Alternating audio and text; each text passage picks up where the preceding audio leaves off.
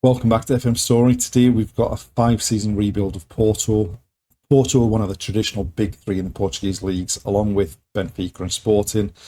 Last season they finished second, missing out on the title by 2 points. However, in real life, the 2023-24 season didn't go so well, and Porto finished third, 18 points behind champion Sporting and 8 points behind Benfica, which meant that they've only qualified for the Europa League next season. The aim for this rebuild is to do better in Season 1 than Porto did in real life, and then as long as we can keep our key players, hopefully we can go on and dominate Portuguese football over the rest of the rebuild. So without further ado, let's have a look at what happened.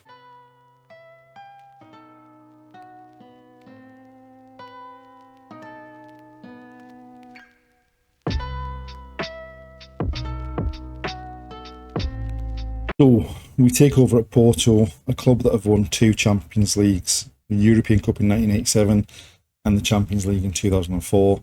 They've won 30 league titles in Portugal, the most recent coming in the 21-22 season. They've also won 2 Europa Leagues. And this season they've had a bit of a disappointing season in real life. When you actually look at the squad, there are a couple of very aging players. Obviously, looking at this, you can see captains Pepe at 40, vice captain Ivan Marcano at 36. That, I think, both of those will probably need to move on fairly quickly in the save. Going into Season 1, we have 3.85 million to spend. Obviously, as with the other rebuilds we've done, we've gone with the original mode. So all the players that signed for Porto during this season in real life have joined the club at the start of the save. Going into Season 1, we didn't do an awful lot in the transfer window. We sold Marko Grujic to Al Nassr. And then in terms of the incomings, we thought we were a bit short in depth at centre-half, so we added Simon Kjaer. Doesn't really help our age in defence, but for a season or two stopgap, a decent player. And then we also added Jan-Carlo Simic, young defender, a young German defender from Milan. Hopefully he will develop over the save so that he can step in and replace some of these aging defenders that we do have. And then we felt we were struggling a bit in the left fullback area, so we've added Sergio Gomez to play left back on loan from Man City, and hopefully he can produce some quality down that left hand side going forward as well. Tactically, with the team we've got, obviously we've got in the forward positions, we've got Evan Nielsen, we've got Mehdi Taremi, we've got Tony Martinez. We're going with the 4-2-4 because we've got some good wide players as well. Hopefully we can create enough to score enough goals that it doesn't matter quite how bad our defence is. Looking at the season preview, we are second favourites. However, we do only have 2 players in the Media Dream 11, that being Diego Costa in goal, who we will do our absolute utmost to keep for the entire save. And also Ivan Marcano at 36 is down as the best left back in the league, which surprises me slightly. Looking at how the season has started, it didn't get off to the best of starts. We lost the Super Attacker 3-2 against Benfica. And then we had Sporting at home on the opening day of the season, and we could only draw the game 0-0. We then followed that up with some good performances. We won 3-0 at home against Moreirense, and we won 3-0 away against Portimonense before winning the most recent league game 2-0 against Famalicão. As far as European football is concerned, we're in the Champions League. We're in a group with Feyenoord, Newcastle and Lazio. So I would hope that we can finish in the top 2 and stay in the Champions League. At very worst, finishing third and dropping down into the Europa League might not be too bad. So let's go ahead and simulate Season 1 and see how we got on.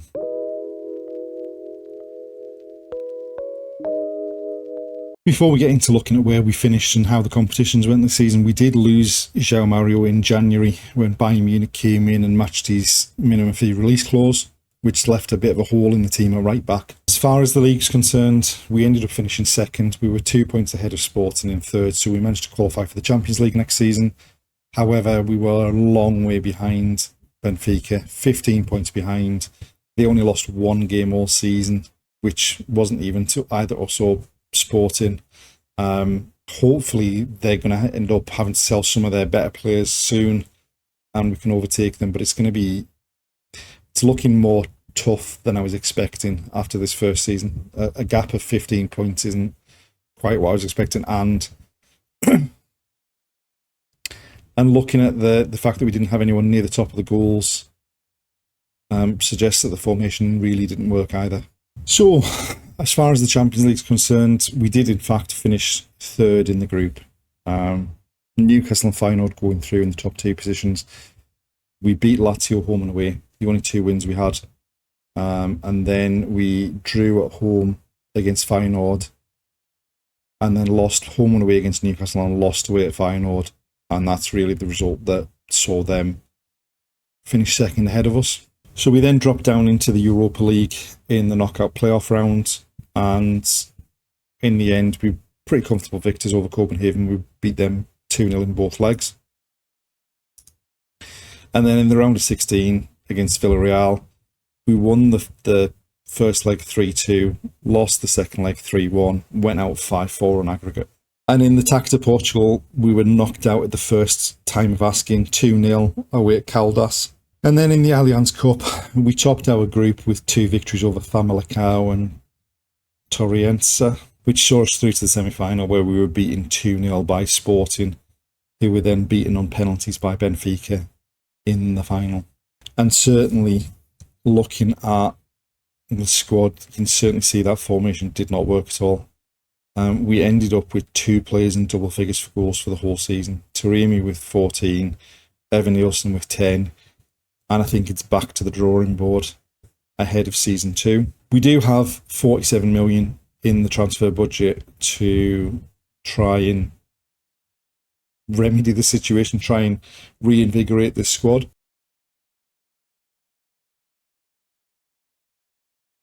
So before season 2, we saw quite a lot of players leave at the end of the contracts, including Pepe, and we also sold the other aging defenders in Ivan Marcano for $1 million to Villarreal and Simon Kjaer for $1 million to Al Batin.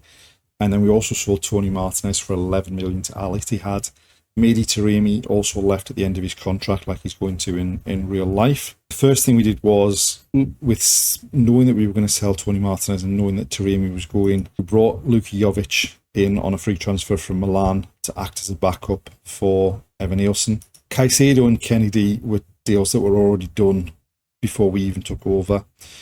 We then brought in Mohamed Simakan for 45 million from Leipzig as a replacement for some of those aging defenders that we got rid of. We also added Rico Lewis on loan from Man City to play right back as a replacement for João Mario, who'd obviously been sold in January when his minimum fee release clause was triggered. And then we picked up a couple of young players from Argentina to add some strength to the squad and hopefully to develop over time. Firstly, we added Kevin Mantilla, a defender from Talleres, a Colombian defender was playing in Argentina with Talleres. Hopefully he can develop alongside to hopefully long-term be a partner for Simakan at the back. And then we also added Rodrigo Villagra from River Plate to play in the midfield. He can play in a defensive midfield, he can play in a central midfield. And it was important to get a player that could play both of those positions because we've switched the formation to playing 4-3-3. We've nailed Wendell in at left back because I think he's our best left back, but for whatever reason, the assistant manager was not picking him whatsoever. So he's nailed in at left back. But hopefully it might find some way of producing more chances than we had last season. And then looking at the season preview, again, Benfica are the favourites. We now do have a lot more players in the Media Dream 11. We've got 5, so we've got Costa, Lewis and Simakan have gone into it, Pepe on the right and Evan Nielsen through the middle. And we've started the season pretty well. So obviously we had Champions League qualifiers. We'll have a look at those in a second with the rest of the Champions League stuff. But we started with Benfica on the opening day of the season and won 2-0 at home. We then followed that up with a 1-0 win away at Rio Ave, and then we hammered Gil Vicente away from home as well. And then in the most recent league game, we picked up a 3-0 victory against Pacos de Ferreira. And then in the Champions League, obviously we had to go through the qualifiers. So we played Genk in the first round. We won the first leg 2-0. The away leg we won 2-1, so we went through pretty comfortably 4-1 on aggregate. And then we went away to Lille in the playoff round and won 5-1, and then drew the home leg 3-3. But again, pretty comfortable, 8-4. Sees us through to the league phase, where we've been given out fixtures of Villarreal, Bayern Munich, Milan, Ferencvaros, Napoli, Man City, Basel, and Monaco. I think we're going to have a tough task here. I think we should hopefully manage to at least make it through to the knockout stages, but I think we're going to be down towards the bottom end of that 24 that make it through. So let's go ahead and simulate season 2 and find out how we got on.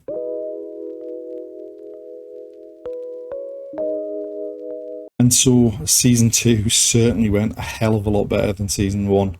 We've ended up champions with 88 points, 11 points clear at the top. The interesting thing is Benfica only finished 4th, Sporting only finished 5th, and the formation change certainly seems to have had an effect.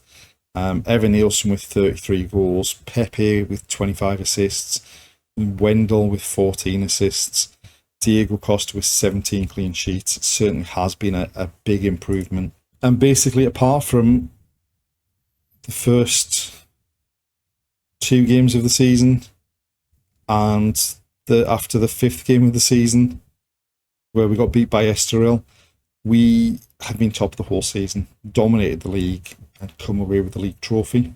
Champions League, as we suspected, it was going to be a tough set of fixtures for us. We ended up missing out on the knockout stages on goal difference, finishing in 25th position.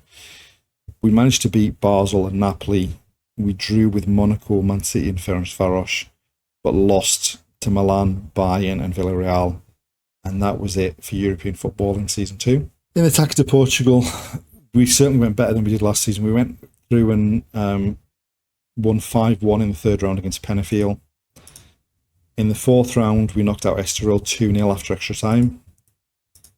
The 5th round, we knocked out Oliveira de Hospital pretty comfortably 7-0. In the quarter-final, we knocked out Moreirense 5-1. And in the semi-final, we won 5-2 on aggregate against Porto, which led us to a final against Benfica. And unfortunately, they came out on the winning end. They took an early lead in the first half, and Evan Nielsen penalty equalised in the second half for us just after the hour. But then João Mario popped up with the winner for them to see them win 2-1. And looking at their team, they haven't lost too many of the big name players that you would hope that they would have to be forced to sell by interest from overseas clubs. But obviously, they've had a terrible season in the league. They've come away with the cup. We've won the league. And a much better second season for us than that first season. In the squad, we certainly scored a lot more goals. Evan Nielsen with 44 in all competitions, Nico Gonzalez with 25, Galeno with 23, Pepe with 14, Eustachio with 11 as well. Certainly a lot better than we did in season 1. And looking ahead to season 2, we've got 16 million in the transfer budget and a bit of room in the wage budget as well.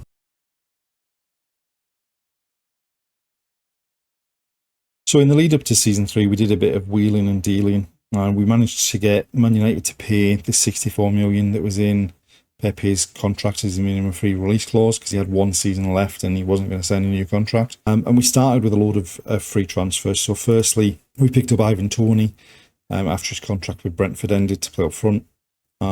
Just a real quality player and can hopefully complement Evan Nielsen. We then added Merih Demiral after his contract in Saudi Arabia came to an end.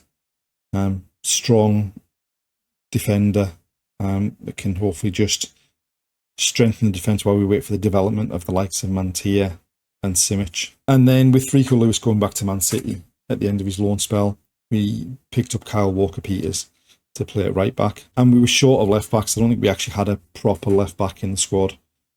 So we first picked up Amadou Dante from Sturm Graz. And then we added Sergio Gomez from Man City on a permanent deal. And then we needed to find a replacement to play wide instead of Pepe. So we went to PSG and picked up Kang In Lee who can play basically anywhere in that midfield or anywhere in the wide positions as well. Tactically, we opted to give the 4-2-4 another try now that we had both Tony and Evan Nielsen to play up front.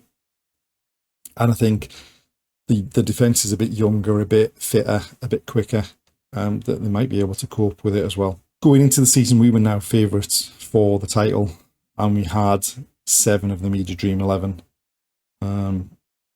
at our club. And we started the season wonderfully well. We hammered Benfica 3-1 in the Super Tacker. They did take the lead, but we were quickly back on level terms and then ended up running out 3-1 victors. We started the league season with a 4-1 victory away at Gil Vicente, followed by a 3-0 victory at home against Famalicão, a 4-1 victory away at Estoril, and a 4-1 victory at home against Benfica. And then in the most recent game, a 5-1 victory away from home against Boa Vista. Champions League wise, we certainly look to have got a much better draw than we did last season. The only real games of concern in terms of the actual quality of the teams that we're playing are probably Man City and Atletico. I'd fancy our chances of getting something out of most of the other games there. So let's go ahead and simulate Season 3 and see if we can retain our league title.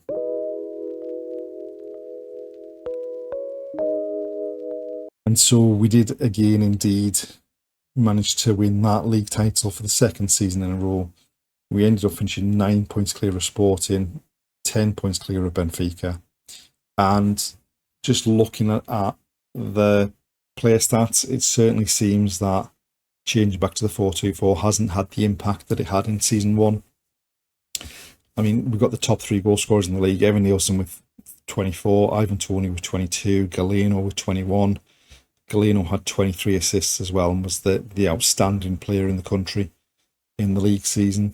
And basically, apart from the opening day of the season where we were second after beating Gil Vicente 4-1 away from home, we've been top every other day of the season since then. Champions League, as we suspected, we did much better in terms of the league phase. The fixtures we had were much more manageable. We ended up winning 7 of the 8, beating Galatasaray, beating Atletico Madrid, beating Man City, Ajax, and then hammering Anderlecht, Roma and Celtic. In the end, we lost 1 game, and that was to Feyenoord. We then went straight into the round of 16, and unfortunately, we went out. We lost the first leg 2-1, lost the second leg 3-1, and went out to Inter Milan. Attack to Portugal, we were pretty comfortable in the 3rd round. We hammered Académica in the 4th round. We just got past Forense in the 5th round and won 1-0 away at Portimonense in the quarter-final. In the semi-final, we were pretty comfortable in the end against Vizela. We won the first leg 4-0. We lost the second leg 3-2, but went through 6-3 on aggregate for a final against Benfica, where we got revenge on them for last season, winning 2-1 after extra time. We did take the lead through Ivan Toney. They equalised before half-time through Gabriel Barbosa. And then Kyle Walker-Peters, of all people, popped up in extra time with the winner to win the Tackers of Portugal. And then the Allianz Cup, we went out in the group stage, largely as a result of being drawn in the same group as Sporting. We ended up beating Sporting, but losing to Boa Vista. All teams ended up on 3 points, and Sporting went through on goal difference because of how they beat Boa Vista 2-0, and that was the only game where there was more than 1 goal between the 2 teams. They went through on goal difference and made it to the final where they were beaten by Benfica. Looking at the squad, the 4-2-4 certainly suited us this season. I mean, if you look at that, Evan Nielsen with 41 and 49, Tony with 36 goals and 13 assists in 52 games, Galeno with 31 goals and 33 assists in 53 games, Nico Gonzalez with 23 goals, Kang-In Lee with 14 goals and 14 assists, got Simakan with 15 assists, Kyle Walker-Peters and Dante in double figures for assists as well. So undoubtedly a very, very successful season. And ahead of season 4, the board have given us 23 million in the transfer budget, and there's a bit of wiggle room in the wage budget as well to try and improve this squad further.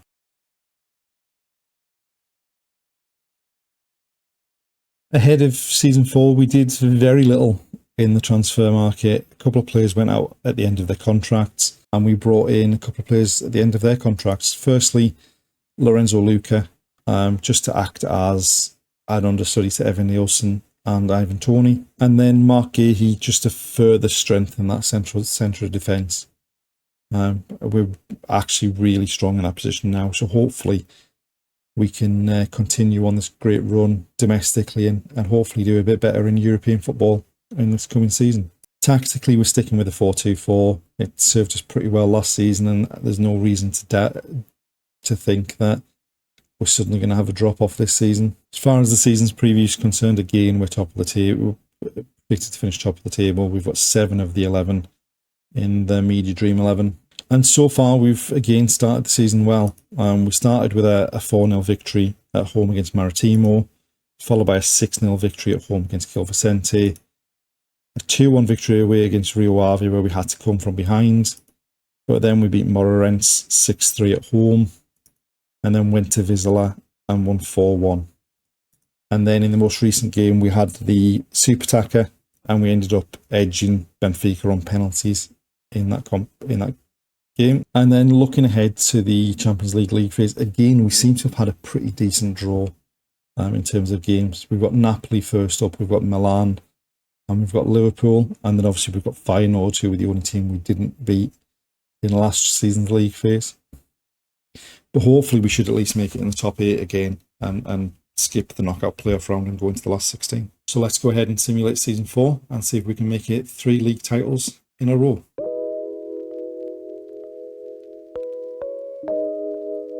And we did indeed make it 3 league titles in a row. We ended up winning the title by 4 points from Benfica. It's the closest anyone's got to us since we won that first title in season 2. I'm assuming everything was fine with the formation and nothing really adverse affected, because we ended up with a goal difference of plus 94. Ivan Toney got 23 goals in the league, Evan Nielsen with 20, Galeno had 18 assists, so everything looks pretty straightforward as far as the league campaign was concerned. And we had a couple of dips mid-season and one towards the end of the season, but for the vast majority of the season we were top of the table, and we did finish the season at the top. So, Champions League, despite looking like a pretty straightforward set of fixtures, we did qualify for the knockout stage, but we ended up finishing in 15th, which meant we would go into the round of 16. We beat Sparta Prague, we beat Liverpool, we beat Milan, and we hammered Karabakh. We drew with Feyenoord, and then we lost to Villarreal, Monaco, and in a high-scoring game, Napoli. So in the knockout playoff round, we were drawn against Celtic. We actually lost the first leg 2-1, but won the second leg 6-4 to go through 7-6 on aggregate. And then in the round of 16, we won the first leg 2-1, and then lost the away leg 7-4 to see us go out 8-6 on aggregate. It was a wild game. It did go to extra time. It was level at 5-5 at the end of the 90 minutes, thanks to a 94th minute Lorenzo Luca goal. But they were just too strong in extra time, and despite a goal from Lorenzo Luca, we weren't good enough or strong enough to come back, and ended up going out 8-6 on aggregate. The tax to Portugal, we won pretty comfortably in round 3. The 4th round, again, so back-to-back 8-0s in the first 2 rounds of the tax to Portugal. The 5th round, we beat Feirense 7-0. But then in the 6th round, we went to penalties against Estrela Amadora and got knocked out. And then the Allianz Cup, we won both games in the group against Gil Vicente and Sporting Braga, but then got beat 2-1 in the semi-final by Benfica, who went on to beat Sporting and lift the trophy. Looking at the squad again, Ivan Toney, 37 goals, Evan Nielsen, 30, 24 for Kang Lee, 23 for Galeno, 18 and 18 assists for Nico Gonzalez. Despite only starting 6 games, Lorenzo Luca popped up with 15 goals. And ahead of the 5th and final season, the board have given us 30 million in the transfer budget, and there is some wage budget available as well if we need to do a bit of wiggling to get some players in.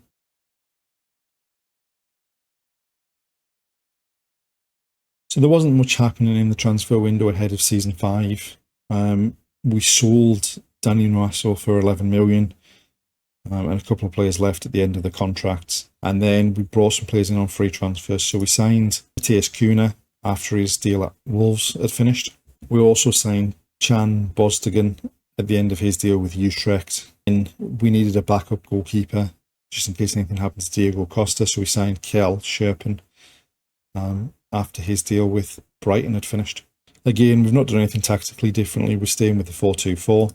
And the season preview again sees us as favourites. And again, with 7 of the Media Dream 11. Looking at the start of the season, everything's gone pretty well. We started the season by winning the Super Tacker 4-2 after extra time against Sporting. We then beat Vitória Guimarães 4-1 at home in the opening game of the season. Followed that up with a 5-1 victory over Boavista, and then a 5-2 victory away at Estoril, a 6-1 victory at home against Gil Vicente, and a 6-0 victory away at Casapia. So despite the fact that we've not really played any of the big teams in the league, we're certainly scoring lots and lots of goals. And then as far as the Champions League is concerned, I think the scary thing is I think we've got a tougher draw than we had last season. I think with Inter, Leipzig, Barcelona, Bayern, and we might struggle. So I think we'll probably end up at it somewhere between 9th and 24th, making it into the knockout stages, but having to play in the knockout playoff round. So let's go ahead and simulate the 5th and final season of the Save and see if we can end the rebuild with 4 successive league titles.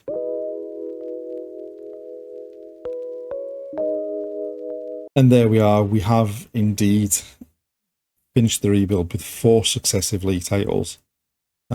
Finishing on 87 points, 8 points clear of Benfica this season. Again, Galeno's been outstanding, top of the average ratings, top of the assists. Evan Nielsen with 25 goals again. And we had a big tumble in the middle of the season. We dropped down as far as 4th and were there for a little while. And it took us a while to get back to the top. But then towards the end of the season, we just powered on to win the league title. Champions League, as I suspected, we had a bit of a tougher time in the league phase this season. We ended up finishing 19th with 2 victories from the 8 games against Young Boys and Ajax. We drew with Dinamo, Bayern Munich, Barcelona and Leipzig. And we lost away at Nice and away at Inter to finish 19th, which put us into the knockout playoff round, where we were drawn against Liverpool. We drew the first leg 1-1, and then got hammered 4-0 at Anfield in the second leg to see us end our European campaign for the rebuild. The Tackers of Portugal, pretty comfortable in the third round, 7-0. Followed that up with a 4-1 victory against Portimonense in the 4th round. An 8-4 victory against Leiria in the 5th round. A 4-1 victory over Gil Vicente in the quarter-final. We beat Lechos 6-4 on aggregate in the semi-final, which was a bit closer than we would have hoped, which saw us through to the final, where we beat Vitória Guimarães 3-0. Pretty comfortable performance. Goals from Galeno, Simakan and Kyle Walker-Peters, who always seems to pop up in finals with a goal. Picking up a goal there before Mark Gahey got himself sent off before the full-time whistle went. And then in the Allianz Cup, we won both of our group games against Braga and Mafra. We beat Ferreirense 4-1 in the semi-final, which saw us into the final against Sporting, where we came away with a 2-1 victory. They took an early lead through a Mitrovic penalty, but Cunha equalised straight away, and then almost immediately after that, Dante put us 2-1 up, and that was enough to see us win the trophy. And what that means in Season 5 is that we won the domestic quadruple. We won the league, we won the Tackers of Portugal, we won the Allianz Cup, and we won the Super Tacker.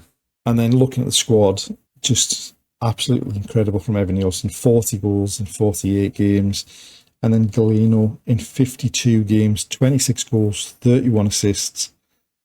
You've got Nico Gonzalez joining in with 17 goals and 14 assists. Cunha came in with 15 goals. Bosdigan in his first season with 11 goals and 12 assists as well.